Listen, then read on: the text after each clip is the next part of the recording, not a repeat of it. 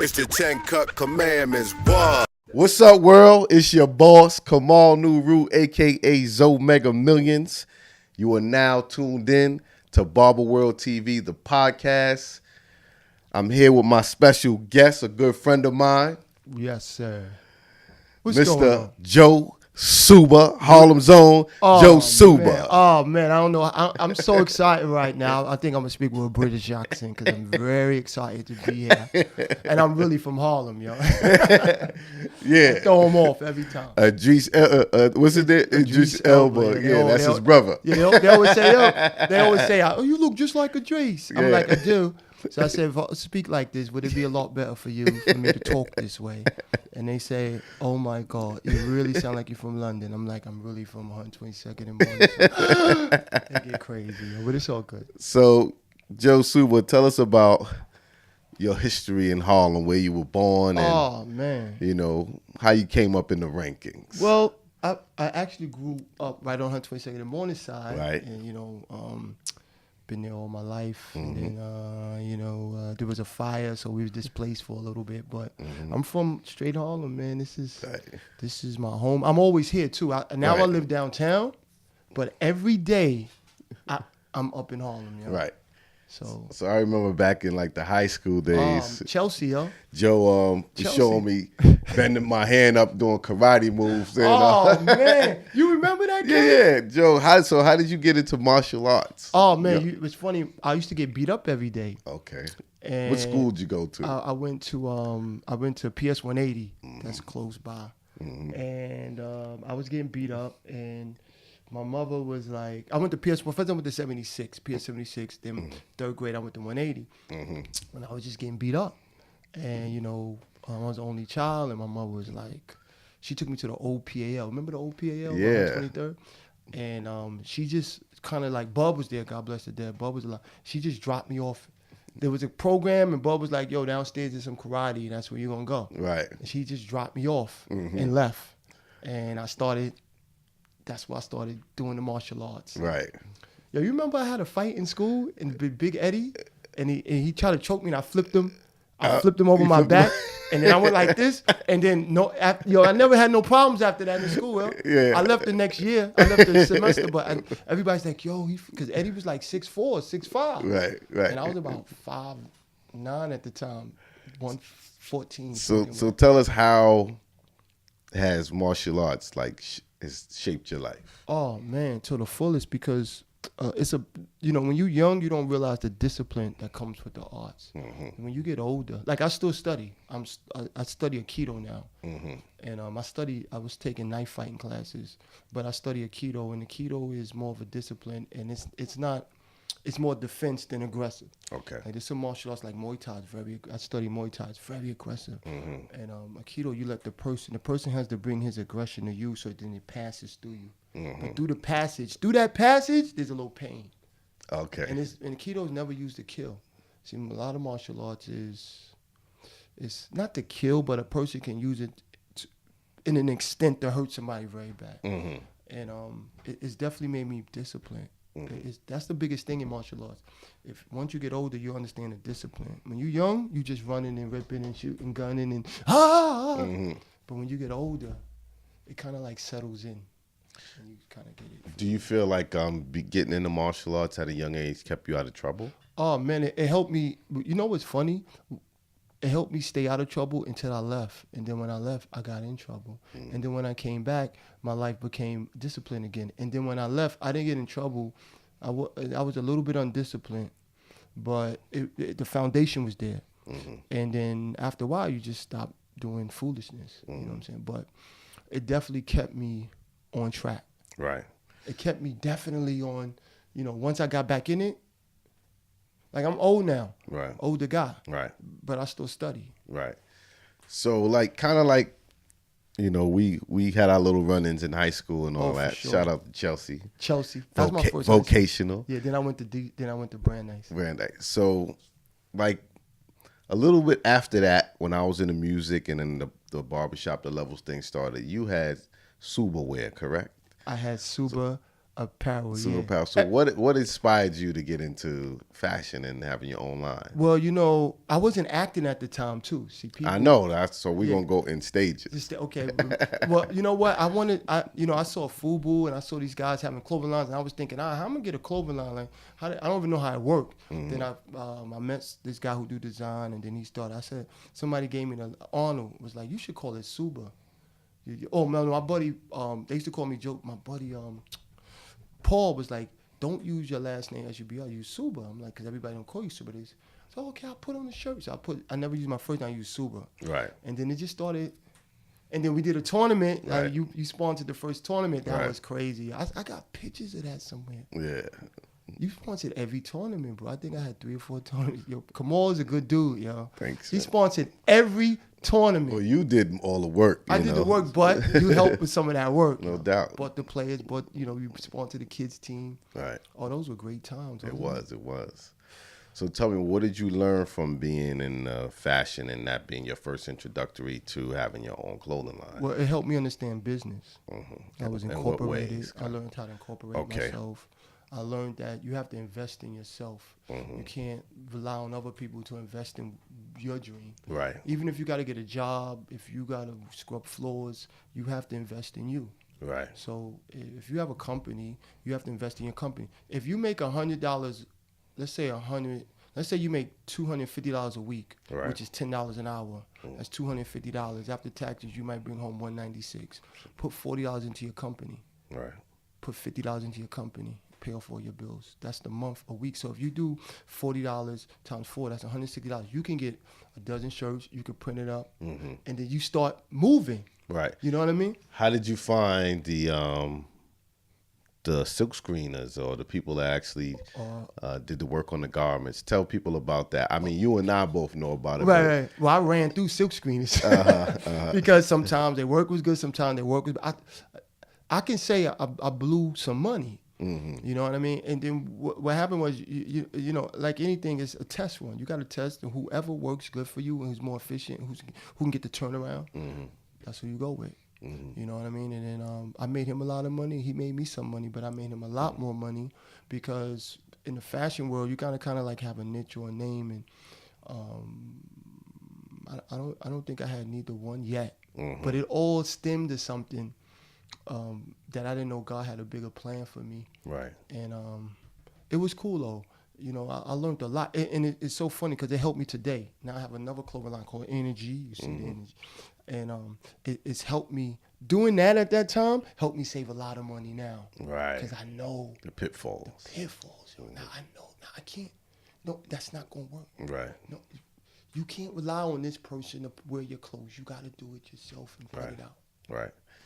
Oh, that's how it's done. You know? So after the clothing line, you ran that for a few years, right? Oh, man, like maybe 3 or 4. 4 years. Yeah. And then you kind of, somehow you got into acting. Then tell me, how did that come about and where did that take you? Oh, man. Acting took me all around the world. Okay. In a nutshell, I was at the new PAL on 120, on 19th Street, 18th Street. I was there with my son. My son had to be like 10 or 11. And I was boxing because I always like to stay in shape. So there was a boxing program in there. And the guy who run it, Pete, was like, hey, they doing an audition for this film. These guys are coming in. They're from NYU. They're students. It's like, oh, man, I don't want to do no film. I had a TV show, too, at the time. And I was public doing access? Yeah, public access called Suba TV. And I used to show the little clothing line. I used to show the fashion shows I was doing. And I started going to people's parties. It was fly. I had a great time. Right. And so the dude to keep the acting thing. And I was like, I don't want to go there. And there was this girl I had liked. She's really the cause of me doing all this stuff. Like, I was like, things we do for love. What? I really like this girl. She modeled my clothes. And I was like, oh, you know what? I was talking to her phone. I said, they doing this. I was trying to impress her. I was like, she's like, oh, I want to come box with you. I said, of course. Oh, they doing an audition today. I'm not going. She's like, what do you mean? Because she always wanted to be an actress. So she was like, you know, I'll come see you, but you got to take me to the audition. What's this girl's name? I forget her name. She's in the movie, too. So bizarre. I got to look at the credits. And I really should look her up and hopefully she sees this. Right. And then So I was like, you know what? Okay, I'll go in there, I'll read. So I went in there and read. I didn't know what the hell I was doing. I never act before. I probably did act before because being in front of the camera, having your own cable show Right. and doing stuff, it'd make you comfortable. So I wasn't nervous. Right. I just didn't know what I was doing. Right. They said, read this. So I read it. They said, read this. I read it. I said, okay, thank you. We'll call you back. They had me on video. And then 3 days later, they called me back. Could you come and read again? So I told the girl. She was like, oh, I want to come with you. I didn't know that was a callback.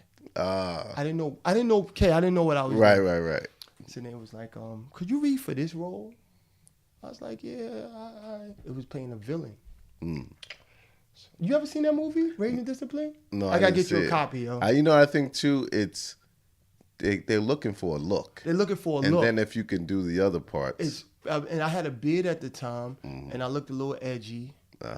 And I don't know. I just was like yelling. I was like, it was like, duh. I was like, oh, I was looking real angry. So whatever he saw, he saw. And then they was like, okay, we'll call you. I said, okay. That was the second read. And the next thing you know, they was like, well, we really like to give you this role. But we need your help with something. I'm like, what do you mean? We need actors. I was like, I don't know. I knew this guy his name is Eamon. He's kind of big right now. So I only knew one actor. Then I told him about it. And he came, and then some other people started coming, and another person, and then it started building. Right. And then it like took me. And this was an independent film. It's very independent. By this guy named Roger Corman. He's like a super famous. Everybody worked for him. Like he discovered Martin Scorsese. Wow. He discovered Coppola. They all worked for him. And he produced it. I didn't meet him yet, but I did meet him. He produced it, and I didn't, it was nothing. He's like, "Could you be a producer?" The name of the film was Rage and Discipline. Rage and Discipline. It's sort of now a cult classic. Like I get stopped in the street till this day about that. I get hit online about it.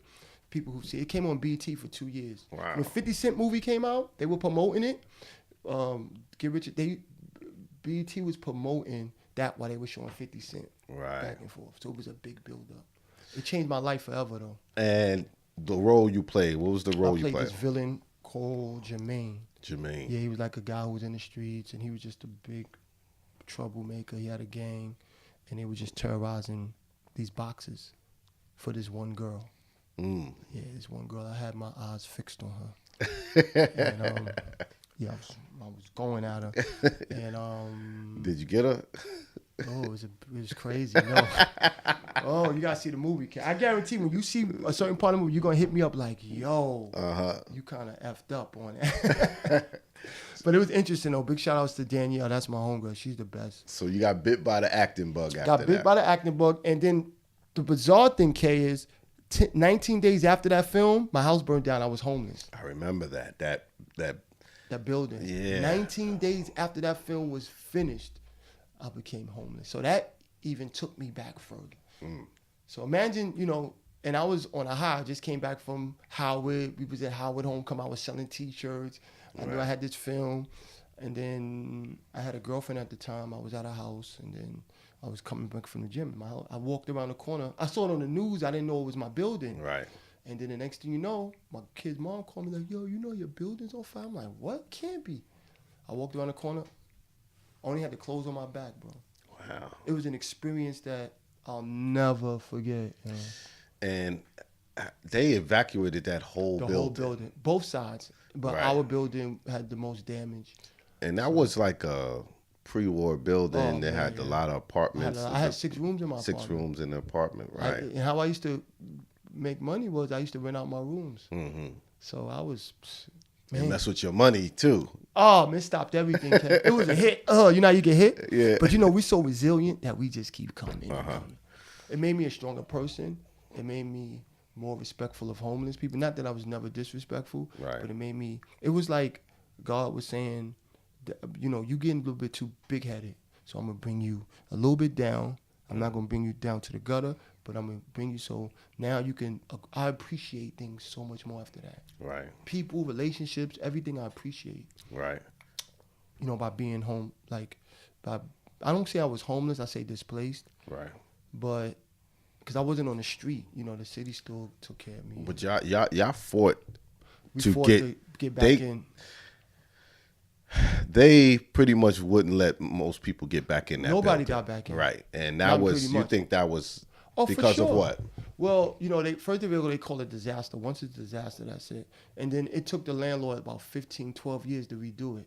It took 15 before he even started working on it. Mm-hmm. So he just pretty much, everybody died off because everybody was, I was one of the youngest people in the building. Right. Do you think that was intentional? Of course it was. Because of Could've been started gentrification and that. all? They knew what was happening before it happened. Yeah, We for just sure. didn't know. Of course. We didn't know. It's in the plans. Yeah. Like now, I mean, we all took some buyout money because it was 12 years later. Mm-hmm. And then we just, you know, he wore us down.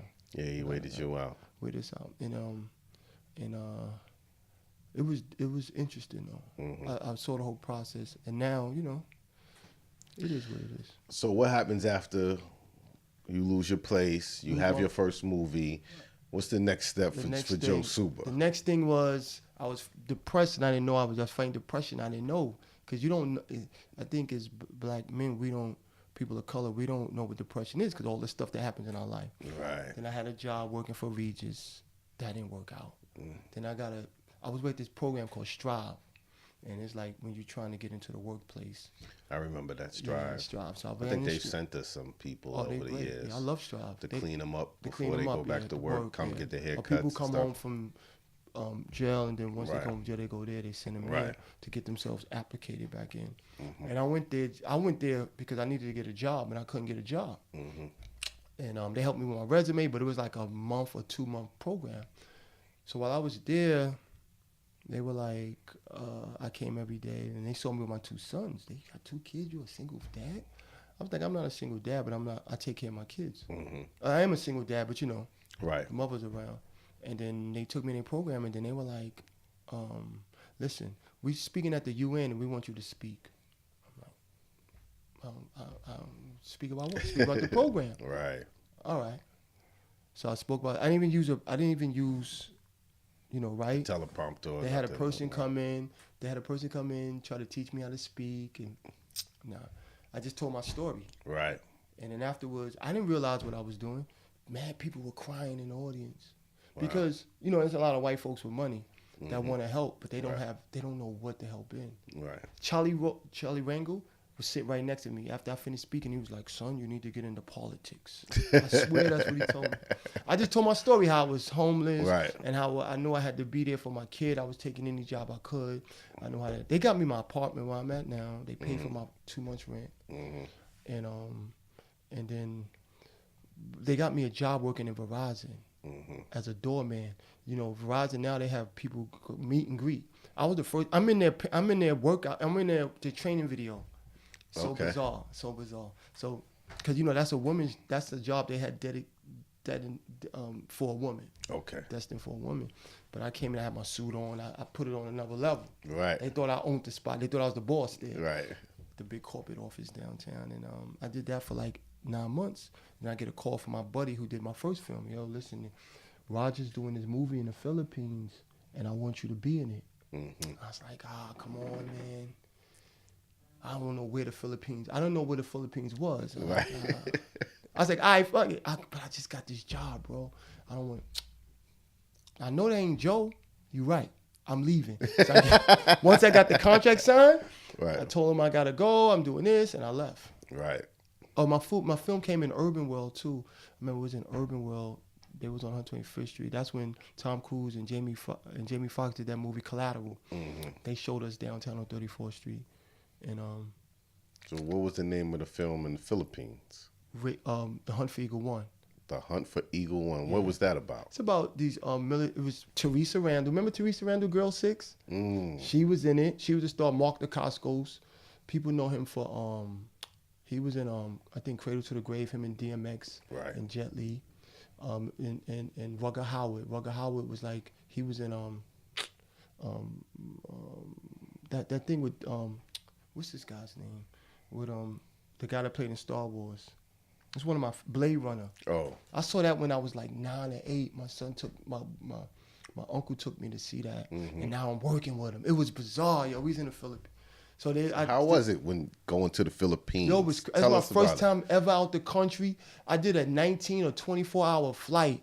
Right. I went to LA to sign my contracts. That's when I met Roger Corman. I was in his office, and they had a big poster of me, the cover Rage and Discipline, and everybody wanted to meet me. I'm like, why everybody want to meet me in the office? She said, Joe, this is one of the best movies he's ever made in years. Wow.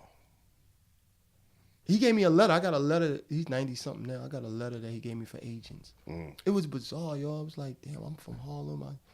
I was just working at a regular job. Now I'm in LA, and now I'm on a flight to the Philippines. And when I got there, I was like, yo, this is my first time ever out the country. Right.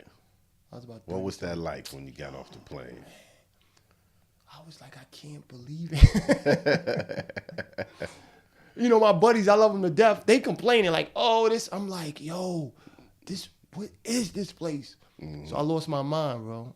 I lost my relationship behind that. Relationship was over anyway, but can you imagine 1 minute you going back and forth to work, the next minute you on a movie set? Right. It was bizarre, yo. What you working with, Teresa? Like, you know, Spawn, right. Girl 6, what else she was in? Spike Lee movie. I forgot. Is that the same girl I was in? What's the Harlem joint with Wesley Snipes? Yeah, that's her. That's her. I mean, she and I became so close because we were there for 5 months, and I thought we were just gonna do part 1, but then while we was on the set doing part 1, it was like, Joe, we're doing a part 2. Would you be interested? Hell yeah. So how long were you in the Philippines? 5 months, bro. They flew me back for 1 week because I just wanted to see my kids, and they flew me back. Wow. It was an experience I would never forget. Yo. How was the weather? How were the people? The food? People, when you black out the country, you a different being. You were different. That was my first time. In what way? Like they treated you. I mean, hip hop is so big, yo. Black folks are so big out the country. You know, we here. It's America. It's ups and downs. Right. Do you love it here? I mean, I have more opportunity here than I've had that I probably would have if I was born the way I was born. Right. Like if I was born rich in another country, yeah. But if I was born poor in another country, yeah. This is an amazing place. Once you lead a country into poverty, once you go and see third world countries, you go, yo, they're using the. I seen kids eat out of garbage cans. You'd be happy to be an African American, right? That's what I say. What? And you know the young generation don't understand that. The more I travel, the more I be like, yo, I'm kind of happy to be an African American. And they know your plight. They know what's going on. The smart ones. Right. So, and then I was staying in 5-star hotels. My food was taken care of. I mean, I was driving around in limos, yo. Not limos, armored trucks. Cause I started hanging out with the military dudes to learn. I learned how to fight, do military just for the film. What was the film about? It was about this. It was about some terrorists who kidnaps. They kidnapped the soldier, which is Teresa Randall. Helicopter. They shoot a helicopter down. She's behind enemy lines. So then we gotta go and get her. Okay. So it was me. It's a rescue film. It was a rescue film. So it was Mark DeCosco's, this friend of mine named Zach McGowan, who's super big now, the new Scorpion King, the new Death Race, that's him. He's doing mad films, and so happy for him too. And me. So it's us 3. So y'all did 2 of those movies. I died in part 2 though, sorry. Oh, you died in part 2. Yeah, damn. But I got resurrected. Resurrected in the trilogy. Oh, okay. Which was later on. So what the trilogy show where you were before then? It just shows me back again. Oh, okay. How does that happen? It was 12 years later. Okay. It was different, so it was just me again. And I didn't die this one. But the thing about it is, see, from doing that film in the Philippines, I met a friend, it's like a brother of mine. That's my brother, named because I'm thinking about his name. Sorry if he sees this. My brother, Bo Bellinger. Okay. So he and I he was young. So we became friends, and we did a lot of crazy things there. We had some good times. Sorry, Bo. Sorry. And we had crazy some great things like what? Oh, boy. Oh man, what a life, bro. So that was my younger years. So let me tell you. Okay, this is a Barber World TV, and always our subtext has to tie in somehow to the barbershop. So who was taking care? Who was grooming you while you was in the Philippines for months? Yo, you know what? We had an on-set barber, but I had a bald head and a shaven face. Okay. So we had somebody just clipping my hair. Right. You know, they have people there. In the Philippines, is a big film community. People don't know about it, and it's so cheap to make movies there. Right. So, yeah, that's who was cutting me up while I was there. It was interesting though.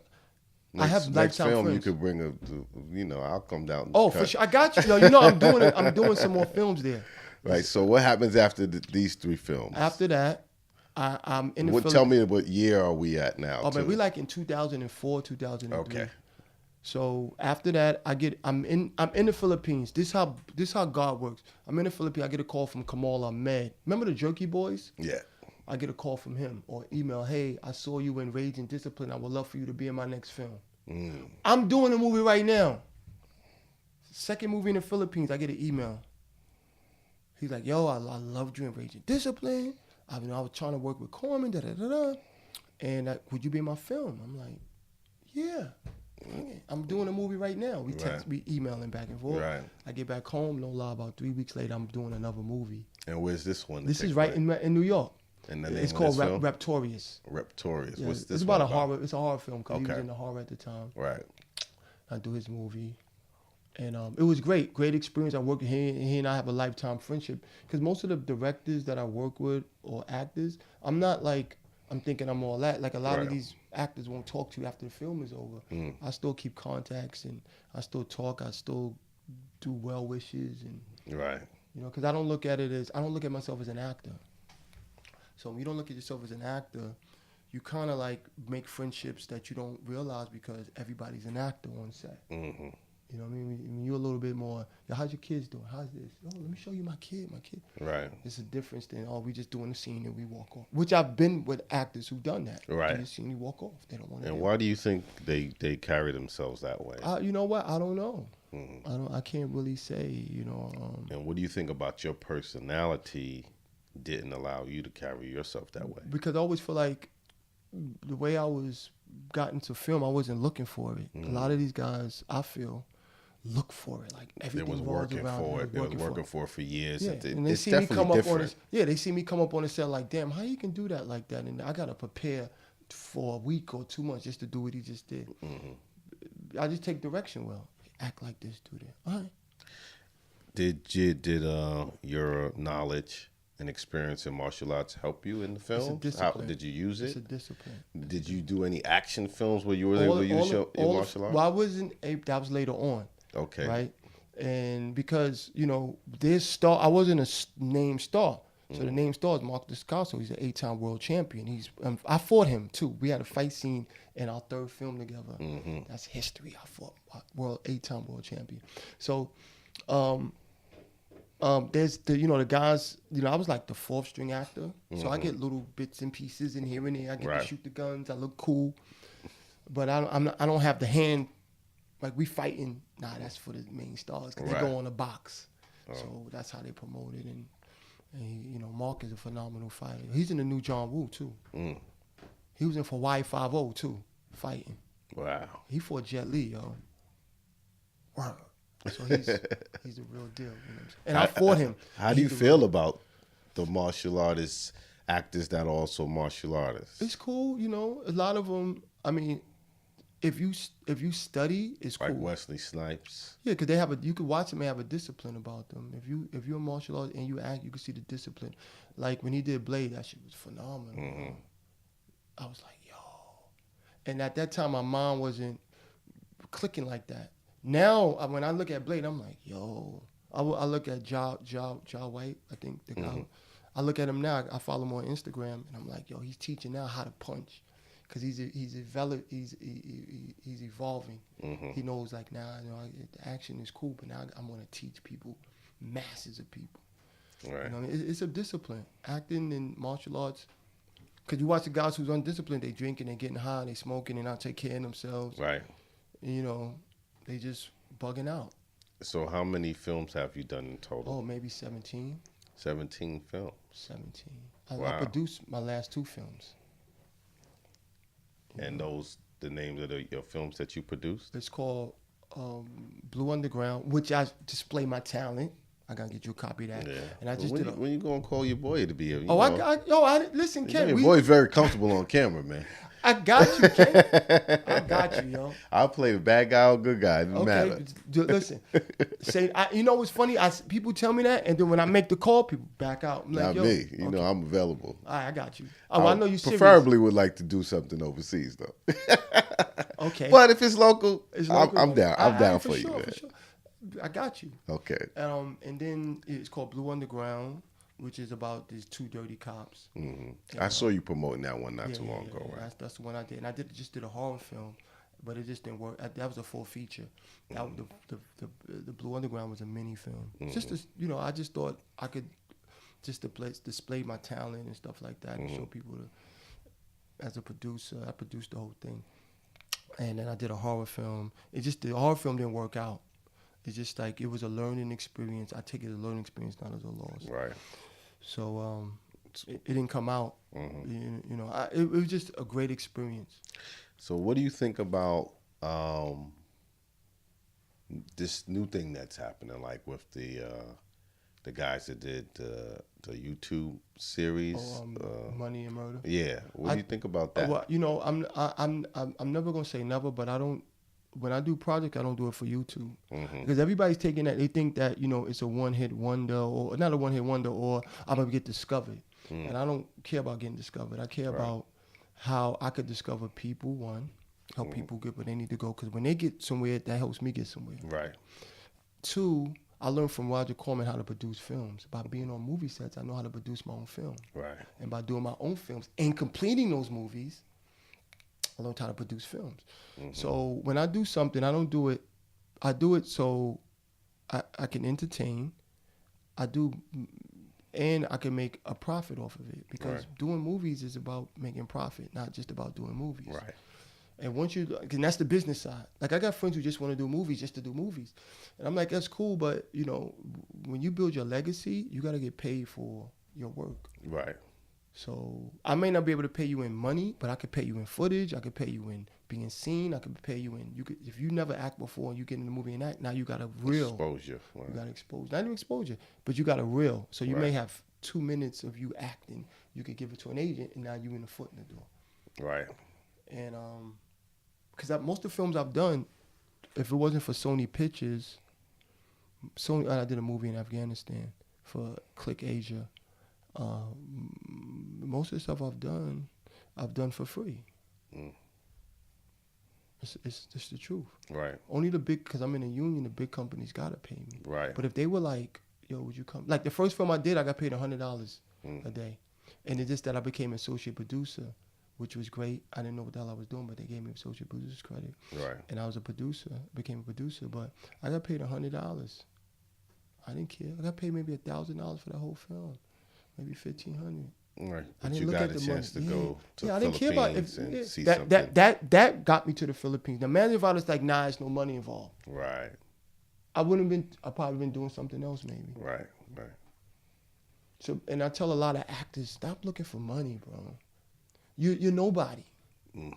If I've done 17 films, if you've not done one film, how come I'll pay you if you've never done anything? Right. So won't you take the opportunity and use it as a springboard? Like, I just did a student film last week, 2 weeks ago. I was on set. I didn't have to do it. No money, no nothing. The fact that I was going around all these students from NYU, I was in the Tush building. I've never been in the NYU building. That is phenomenal for the filmmakers, yo. It's $50,000, $60,000 a year. They used the Alexa camera. That's a $150,000 camera. I'm watching them. I'm learning. I'm on set learning. Right. And I already know a lot of this stuff. Right. I know because I've been on movie sets. Right. But just how they're very technical, the students. And they might call you later when they graduate. When they graduate, Joe, I love the way you worked. I was on, and another thing is being on time, bro. But actors, they don't. But anyway, it's all good. So, tell us now. Now I see you on social media promoting eating well, living well, and your new clothing line. Right. Energy is my new clothing line. I went to see, how I started this is, I'm going to go see him next week too, December 2nd, is Eric Thomas. I scraped up my last $120-something. I went to see, you know what E.T. is? Every time, No, I don't. motivational speaker. I went to see him. Oh, it's the brother that does the shouting kind of like. Yeah, he's like, you gotta get up. Yeah. Right. I You just gotta- didn't connect the name, but Every yeah, time I've it's seen him. Nike, all them. Yeah. The athletes. He started with the Yes, athlete. yes. If a man wanted to breathe, said you wanted to drink. Exactly. You gotta breathe more than you wanted. Right. If you want to breathe as much as you want that. You gotta. Right. And I saw him, and it was like an instant connection. Then I went to see him. He was in New York. I was like, yo, I scraped up my last. I'm chunked. You know, just acting life is not what people think. I'm broke. I never say I'm broke, but I'm in financial difficulties most of the time. Right. So I went and saw him, and I always wanted to do a clothing line. I would talk about it, my prayer and juice. And then when I saw him, he was that energy that I needed. I just ran with it. Mm-hmm. It was incredible.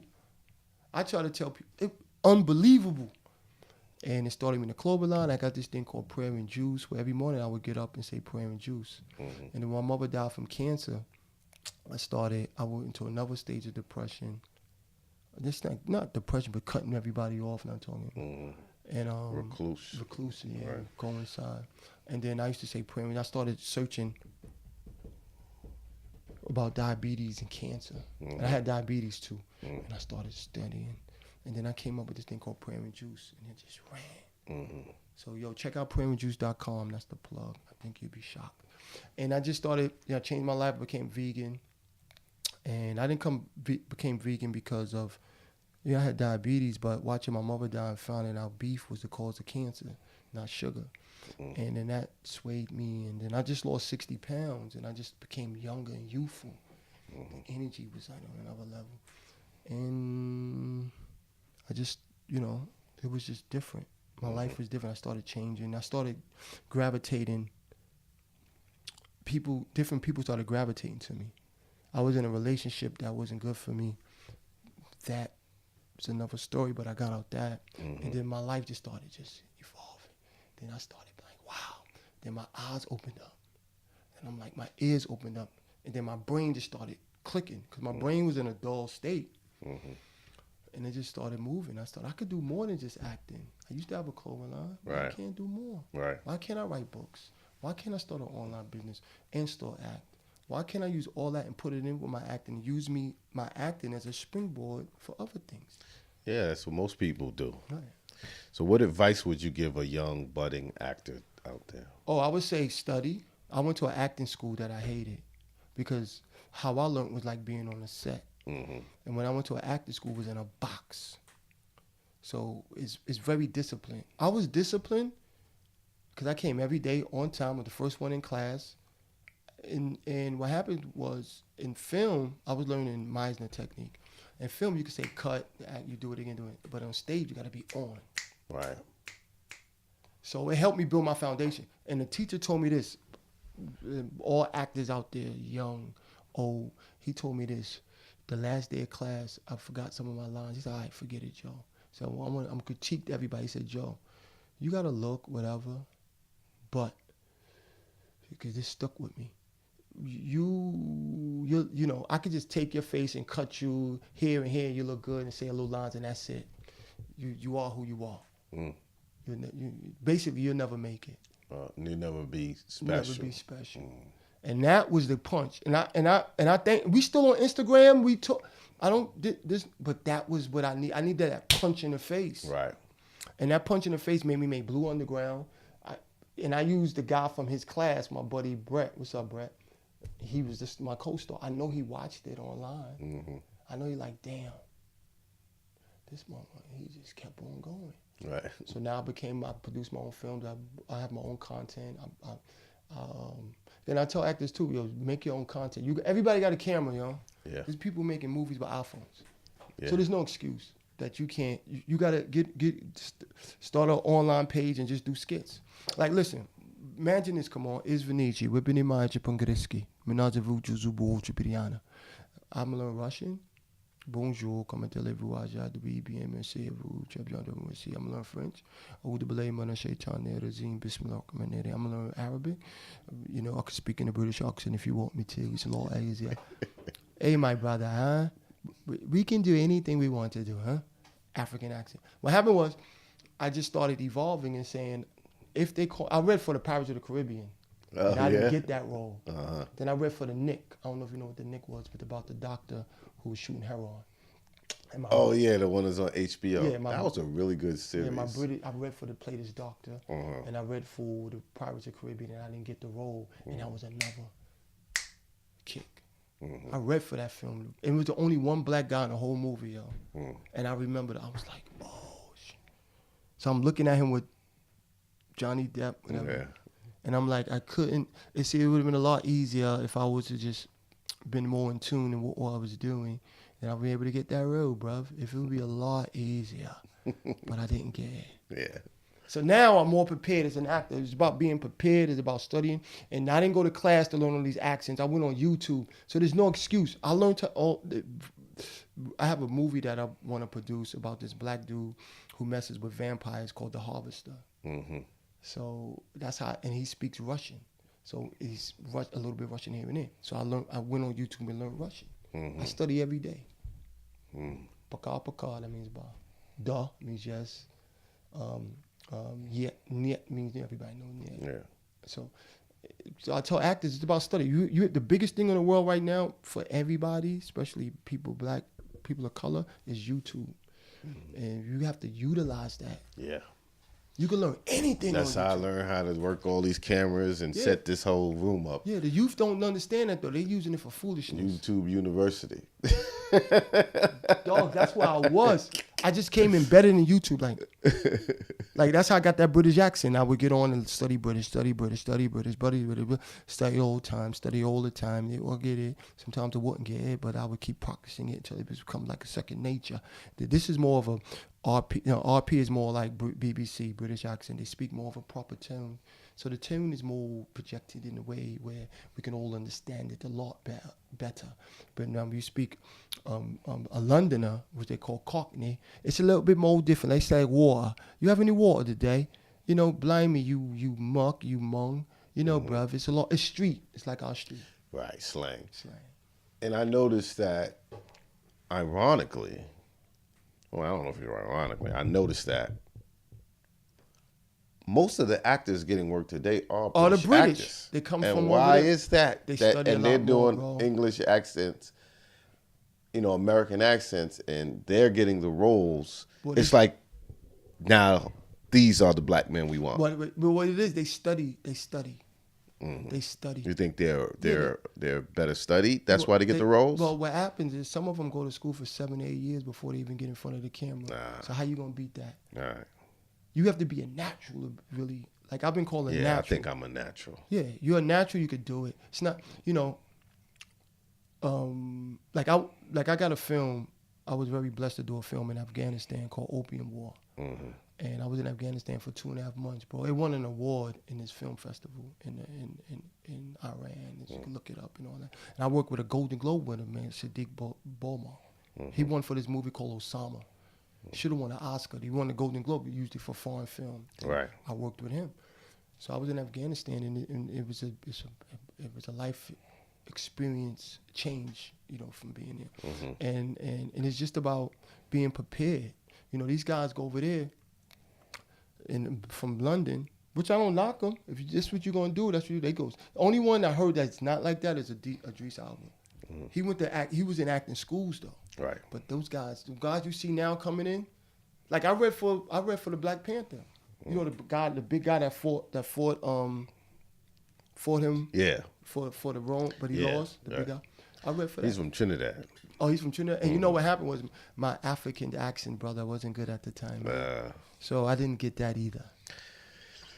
So excuse me. Tell people how they can get in contact with you. What's your Instagram page? Instagram is Joe Suba. Facebook is Joe Suba. Email is joesuba1@hotmail.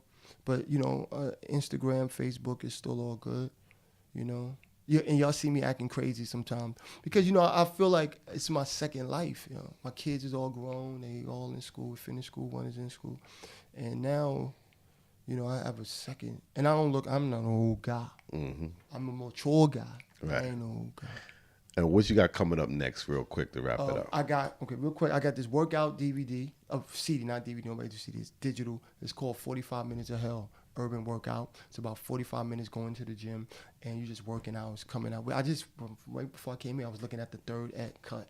Okay. Finished cut, then we're going to wrap it. I'm going to send it to you, too. And I got my buddy that discovered me. He and I having a meeting tomorrow. We're going to talk about a new project. And, I got my prayer and juice about juicing, about taking care of your health. And my Energy clothing line. Check that out. Go to Energy Apparel, or just hit me on Instagram, Joe Suba, and I'll send you there. And, and my website, joesuba.com. I'm bugging. joesuba.com, bro. Check out that website. That's it. I'm just happy to be alive, man, at this day and age. And this time, we alive, bro. No question. We alive, and we alive. Word. All right. All right, y'all. Appreciate it, Ken. Love is love. Love is love. Life is life. Barber, World, T. Loyalty is priceless. Oh, it's priceless. 1, 2, 3, 4, 5, 6, 7, 8, 9.